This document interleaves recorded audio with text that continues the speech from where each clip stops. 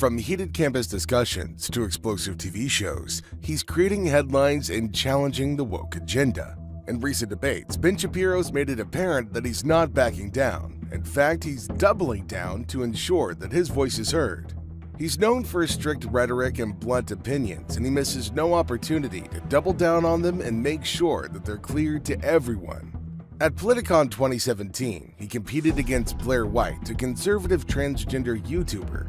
Now, this debate was a little less aggressive, but just as intense. If we're supposed to use these sort of generic pronouns to refer to men and women, then we ought to be using them at their most root level, which is the biological differences. Now, if you want to construct another set of pronouns and talk about whether we use those, that I'm up for. But if you want to talk about hijacking pronouns that have historically been used to describe male and female in biological sense, and then suggest that I am forced to use those pronouns to apply to people who do not fulfill those biological functions.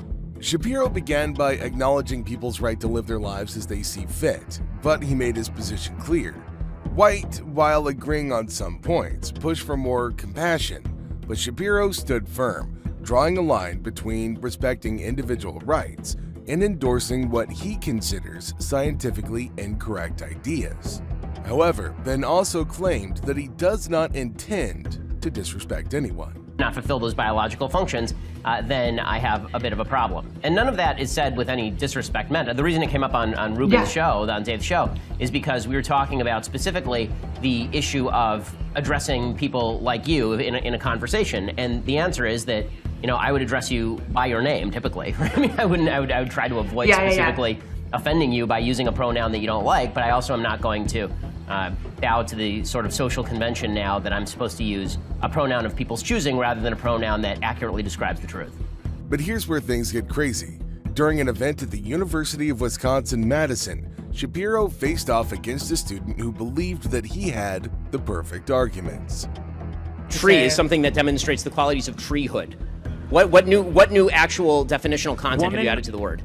I can define womanhood for you, which is a set of characteristics associated with females, and a woman as someone who exhibits said womanhood. Okay, well, you can see Ben's little smirk the second he heard the word female. He already knew what he was going to say. Associated with females, and a woman as someone who exhibits said womanhood. Okay, well, you have just used the word female and woman to define each other. So you say a woman is a female, but not a biological female. A female is a woman and a woman is a female, but at no point have you added... The student then tries to double down on his argument, but Ben wasn't having any of it, and his answer was hilarious. Have you added any new content? No, I said a woman is someone who exhibits womanhood, and womanhood is a set of characteristics. Yes, and that doesn't mean anything. Why does, how does it not mean the reason anything? It doesn't mean, okay, again, a dog is a thing that exhibits the characteristics of doghood. It's a set of characteristics characterized by being a dog. I've added no content to that. If you have no idea what a dog is, you still have no idea what... It wasn't enough. The student went on to argue that gender is a continuum and that he shouldn't label someone based solely on appearance. That was more than just a debate. It was a masterclass in deconstructing reasoning. The student was rendered speechless, another victim of Shapiro's relentless logic, but that's only the beginning. This next incident was more than just a conflict of ideas. It was a watershed moment in the national debate over free speech and the ability to express unpopular views without fear of violence. Ben Shapiro went toe-to-toe with the transgender activist, and needless to say, things got pretty heated and intense. That doesn't... So I'd stay away from the genetics and back to the brain scans. You cut that out now, or you'll go home in an ambulance. Yeah, that seems mildly inappropriate for Shapiro's ability to remain calm under pressure while delivering his message clearly was amazing to see here. The event was fraught with controversy, and a large police presence was required to preserve order. During the Q&A period, a student questioned Shapiro's refusal to use preferred pronouns. Shapiro's response was straightforward. While people are allowed to identify however they want, they shouldn't have the authority to force others to use specific language.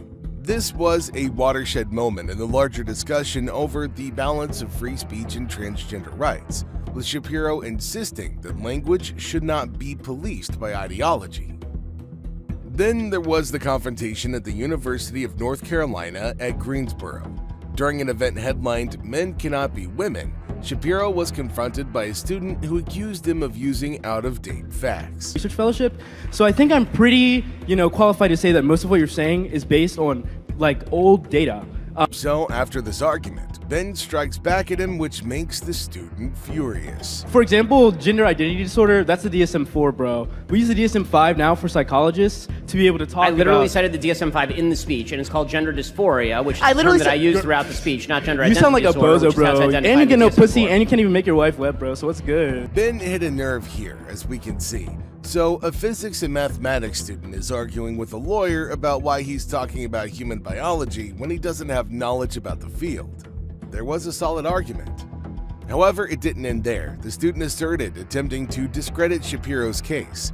The student then stated that Shapiro's opinions were based on a Western colonial framework of gender. Real I question don't feel is, the necessity to have my masculinity we're using challenged a by someone Western like you. colonial idea of gender, then why should it apply? If we're using, because the gender binary is a Western colonialist framework of gender. You're you right. know? Men and women don't exist in any other culture. No. In any. You're Think right. about Native American. Nailed it. Third gender people. I'm not saying that. Third gender people exist in Native American societies, Western African societies. Shapiro shut it down with his characteristic bluntness. A physicist, you cannot tell me. So I have a question. And also, you're not a biologist. So I have a question. I'm 20. As a mathematician and a physicist, what in the hell do you know about human biology? It's always interesting to see him lay it down, but Ben didn't plan on stopping and followed up with this. And frankly, I would ask another question. If your logic is so flawed as a mathematician and a physicist, I would suggest that whichever institution gave you an award, revoke it immediately. It's interesting to note that Ben Shapiro should be tired of owning these activists, and it ought to be boring to him by now because all he has to do is explain basic things that even middle school kids know that grown people don't seem to. And speaking of keeping calm, don't forget Shapiro's passionate conversation about medical transitioning for youngsters. During another campus appearance, a student attempted to corner Shapiro by questioning his views on puberty blockers. The student then tried to trip him up by asking Shapiro about circumcision, implying a double standard, but Shapiro refused to accept the bait.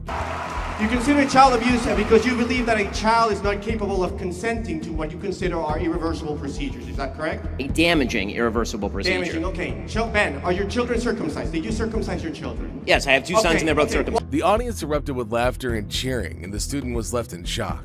Shapiro made his point extremely clear, leaving no space for doubt.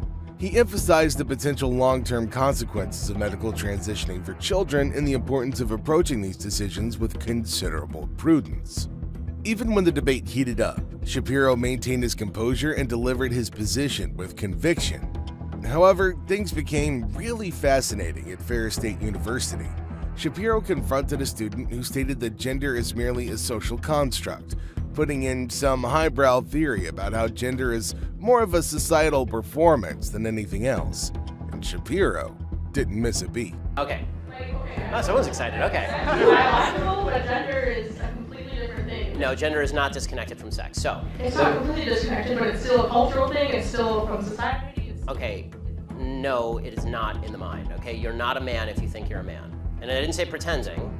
He promptly dismissed the idea. He then went on to examine how the concept of gender has been utilized to support a specific agenda, one that defies biological truth and can have major consequences for society as a whole. As usual, Shapiro didn't hold back, emphasizing that he sees the attempt to redefine gender as part of a larger societal change aimed at undermining objective facts. No. My answer is no. I'm not going to modify basic biology because it threatens your subjective sense of And what. just when you thought things couldn't get much more dramatic, Shapiro was asked why he thinks that certain people don't fit in certain positions. And this was his answer. Okay, but you're still saying these kids should not be accepted because they don't really fit in either place. They can't just I'm saying that the Boy Scouts have a standard. You must be a biological boy to be a Boy Scout. You have to be a boy to be a Boy Where's Scout. that written though? Okay. In the name Boy Scouts.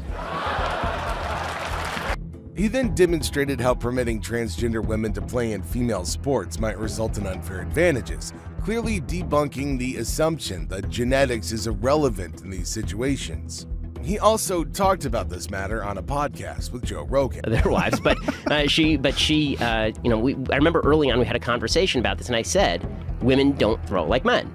And she got all offended, and I said, but that's factually true. She said, right, but it's insulting. It's like, no, that's factually true. Like, I'm sorry to, like, there have been studies. Out of 1,000, if you took a woman throwing a baseball and then 1,000 men throwing a baseball, the woman will throw faster than, out of those 1,000 men, this is in the book The Sports Chain, the woman will throw faster than 2 of those men out of 1,000. And we're not talking about like Goose Gossage here. We're talking about like regular humans. We're talking about the accountant from down the block. We're talking about Paul Ryan flinging a baseball. Yeah. Right? I mean, that's... Furthermore, Ben talks about the case of Serena Williams, who was called the best female player ever. Shapiro said that some people wanted Serena Williams to get the title of best player ever without the word female included in it, and he had this to say on that. No, this proves my point, is that you're not good. You're just a man. Well, this was, John McEnroe got slapped all over the lot when he said about Serena Williams. She's great. Serena Williams is great and all. But if Serena Williams were he said she's the best female player ever. And they were like, well, why not just the best player ever? And he's like, because she's a woman. Like, if she were a man, she'd get her ass kicked. And everyone was like, no, how dare you? There is something called the Universal Tennis Ranking. She would rank in the mid-ranks of college male players if she were a man.